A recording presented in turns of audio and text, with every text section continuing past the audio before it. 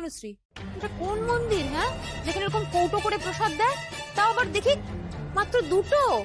ও দিদি বলছি, এই সমস্ত অচেনা অজানা জায়গার জিনিস তুমি খাবে না? খেলে বলো, আমি আমি পুরোটা খেয়ে নিচ্ছি। ওটা কোনো মন্দিরের প্রসাদ নয় ছোট, ওই মেয়েটার বানানো মিষ্টি। মানে কুসুম? এবার ওর হাতে বানানো মিষ্টি কে খাবে? নিয়ে যা। তুমি কি করে বুঝলে? ওরা মুখে যতই মিথ্যে কথা বলুক না কেন, ওদের চোখ তো আমি পড়তে পারি। সেই মিথ্যে তো আমি ধরে নেবই। তাছাড়া রাজ মিষ্টিটা খাওয়ার পরে ওর যে এক্সপ্রেশন চেঞ্জ হলো, তাতে বুঝতে পেরেছি যে ঈশানরা কোনো মন্দিরে নয়, আয়ুষ আর ওই মেয়েটার বাড়ি থেকে ফিরছে। তাই তো ঈশান?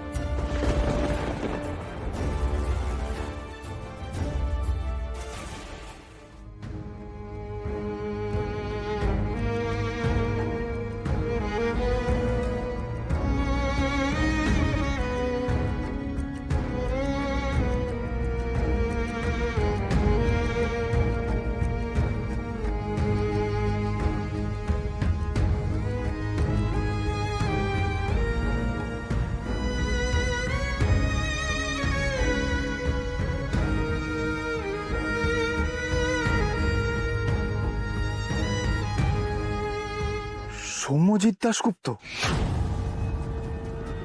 হ্যাঁ, ঠিকানাটাও তো একই দেখছি। তার মানে এবার আমার স্যামের বাড়িতে ডেলিভারি দিতে যেতে হবে। আমি তো কোনো মিথ্যে বলিনি মা।